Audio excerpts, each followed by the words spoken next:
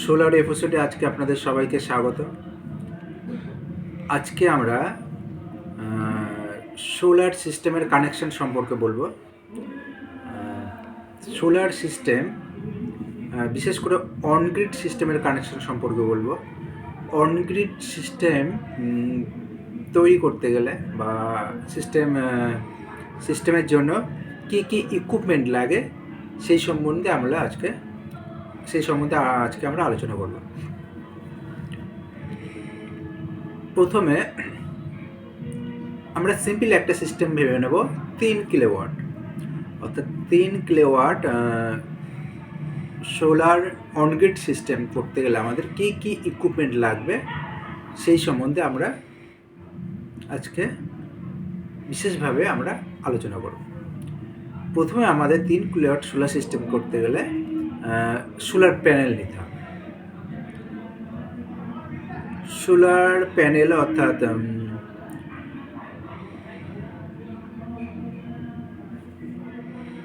3 কিলোওয়াটের অর্থাৎ 3000 ওয়াটের solar panel আমাদের নিতে হবে। 3 কিলোওয়াট মানে 3000 ওয়াট। এখন 500 করে যদি 500 ওয়াটের প্যানেল যদি নিয়ে, তাহলে আমাকে 6টা প্যানেল নিতে হবে। 5 6 30, অর্থাৎ 3 কিলোওয়াট তাহলে হবে। তাহলে 6টা প্যানেলকে আমাদের নিতে হবে। এবার 6টা প্যানেলের মধ্যে 3টে প্যানেলকে সিরিজ কানেকশন করে ভোল্টকে বাড়িয়ে নিতে হবে, আর বাদ বাকি আরও 3টে যে প্যানেল দেবে সেটাকেও সিরিজ কানেকশন করে ভোল্টকে বাড়ানোর পর, অর্থাৎ 6টা প্যানেলের মধ্যে 3টে সিরিজ কানেকশন করে বাড়ানো হলো, আর 3টে প্যানেল আছে সেটাও সিরিজ কানেকশন। এই দুটো 3টে করে যেটা আছে সিস্টেম, সেটাকে প্যারালাল করে মেন আউটপুট নিতে হবে। সোলারের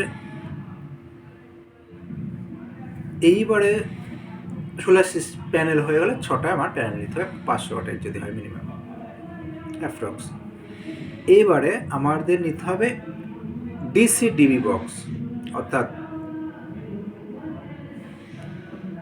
সোলার প্যানেল থেকে যে ডিসি ভোল্ট আউটপুট হয় সেটাকে সেফটি প্রিকশন হিসেবে আমাদের ডিসি ডিবি বক্স নিতে হবে।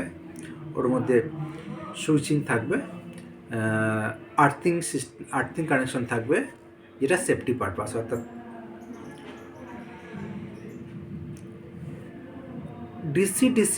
ডিসি ডিবি বক্স থেকে যে আউটপুটটা যাবে সেইটাই আমাদের যে অনগ্রিড ইনভার্টারের সঙ্গে কানেকশন হবে।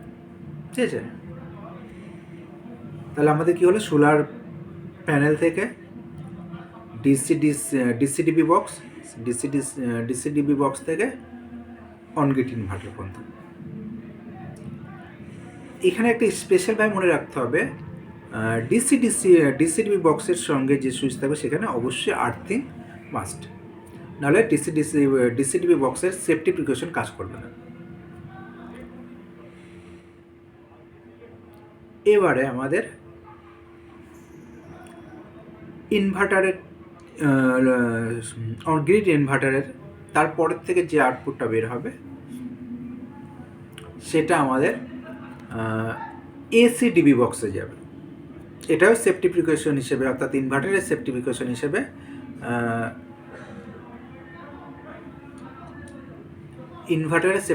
হিসেবে আমাদের এসি ডিবি বক্স যেটা আছে সেটাকে, অর্থাৎ ইনভার্টার থেকে যে এসি ভোল্টেজ জেনারেট হবে, এসি কারেন্ট, সেটাকে সেফটি প্রিকশন হিসেবে আমাদের এসি ডিবি বক্সটা লাগাতে হবে। এখানেও আর্থিং মাস্ট, এসি ডিবি বক্সের সঙ্গেও প্রপার আর্থিং কানেকশন হতে হবে, নাহলে এসি ডিবি বক্সের সেফটি প্রিকশন ঠিক সেভাবে কাজ করবে না। ঠিক আছে? আর্থিং অবশ্যই মাস্ট। এসি ডিবি বক্স থেকে যে এবার আউটপুটটা হবে সেটা আমার যাবে একটা এক্সট্রা যে মিটার থাকে, solar meter, unit direction meter. এই মিটারটা অর্থাৎ আমাকে পার্সোনালিভাবে আমাদেরকে টোটাল সোলার প্ল্যান্টে কত জেনারেট হচ্ছে সেটাকে পার্সোনালিভাবে মেজার করার জন্য একটা এক্সট্রা সোলার মিটার লাগানো যেতেই পারে, ঠিক আছে। এটা ইউনিডাইরেকশনাল মিটার। এরপরে আমাদের ইউনিডাইরেকশনাল মিটার থেকে যে আউটপুটটা হবে সেটার সঙ্গে দুটো জিনিসের কানেকশন হবে। এক হবে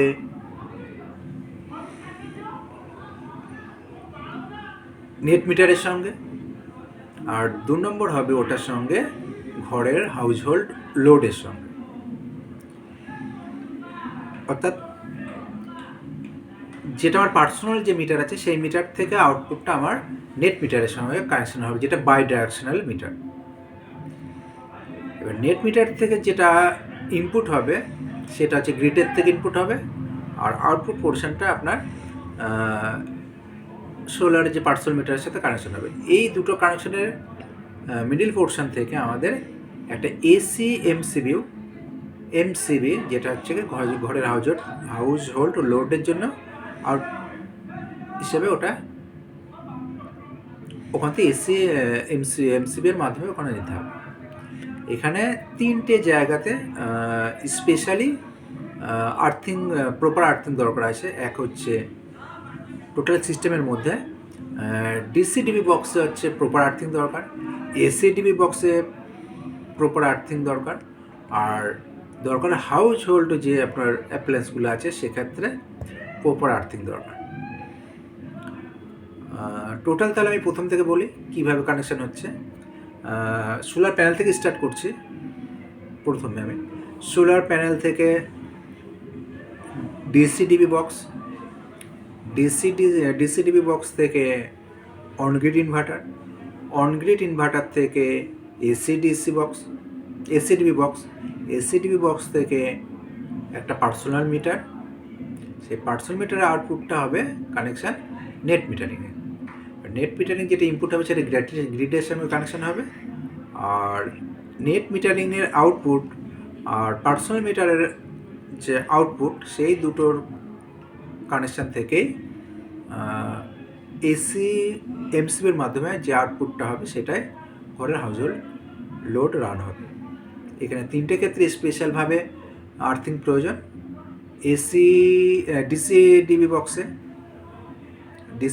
ডিসিডিবি বক্সের সুইচের সঙ্গে প্রপার আর্থিং মাস্ট, এসিডিবি বক্সের সঙ্গে প্রপার আর্থিং মাস্ট, আর হাউস হোল্ডের যে অ্যাপ্লায়েন্সগুলো আছে সেক্ষেত্রে আর্থিং মাস্ট। আর আমি এবারে বলবো গ্রিড থেকে কিভাবে টোটাল কানেকশানটা আসে, মানে এই দিক থেকে উল্টোভাবে বলছি। টোটাল গ্রিড থেকে কানেকশান, যে মেন কানেকশান আসবে গ্রিডের থেকে, অর্থাৎ ইলেকট্রিক সাপ্লাই অফিসের যে কানেকশান থেকে, ইলেকট্রিক যে পোল আছে পোল থেকে যে কানেকশান আসবে সেটা এসে টোটাল প্রথমেই নেট মিটারিংয়ের সঙ্গে কানেকশান হবে ইনপুটের। নেট মিটারিংয়ের আউটপুটের সঙ্গে যেটা আউটপুট থেকে ওটা কানেকশান হবে সোলার যেটা পার্সোনাল মিটার আউটপুটে। আর সেক্ষেত্রে নেট মিটারিংয়ের আউটপুট থেকে আরেকটাভাবে ওখান থেকেই আরেকটা পয়েন্ট নিয়ে আপনার হচ্ছে হাউস হোল্ড লোড যেটা হবে সেখানে যাবে, আর সোলার মিটার পার্সোনাল মিটার যেটা আছে সেখান থেকে কানেকশন হবে এসিডিবি বক্সের সঙ্গে কানেকশন হবে অনগ্রিড ইনভার্টার বা গ্রিডটা ইনভার্টার কানেকশন হবে ডিসিডিবি বক্সের সঙ্গে, ডিসিডিবি বক্স কানেকশন হবে সোলার প্যানেলের সঙ্গে। উল্টোভাবে বললাম। তো এই অ্যাপ্লায়েন্সগুলো আপনার অনগ্রিড সোলার সিস্টেম তৈরি করতে লাগবে। তাহলে কী বলছি আমি পয়েন্ট করে যদি বলি, solar panel, proper DC wire, DCDB box, গ্রিডটা ইনভার্টার, ওখান থেকে এসি ওয়্যার, প্রপার এসি ওয়্যারের সঙ্গে ACDB box, personal solar unidirectional meter, তারপরে বাই ডাইরেকশনাল বা নেট মিটার, আর এসি এমসিবি, আর তার সঙ্গে প্রপার আর্থিংয়ের জন্য প্রপার ওয়্যার, এবং এর সঙ্গে আর্থিং প্রপার যে রড সেইগুলো প্রপার ভালো হওয়া দরকার। ঠিক আছে। আর্থিং যত ভালো হবে সেক্ষেত্রে আপনার সেফটি প্রিকশনটা তত বেশি ভালো থাকবে।